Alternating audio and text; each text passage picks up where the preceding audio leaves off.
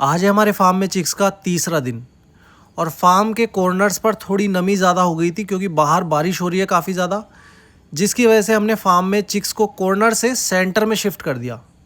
जहाँ पर बिल्कुल सूखा प्लेस था वहाँ पर इस चिक्स को रख दिया है हमने और नीचे बिल्कुल ड्राई लिटर दोबारा से बिछा दिया है, क्योंकि फार्म में अगर गीलापन रहेगा तो बीमारियाँ एक चिक्स से दूसरे चिक्स में बहुत जल्दी फैलती हैं। इस वजह से हमने ये इंतज़ाम किया है। क्या आपके पोल्ट्री फार्म में भी पानी भरा है या नमी आई है इस तरह से इस बारिश में?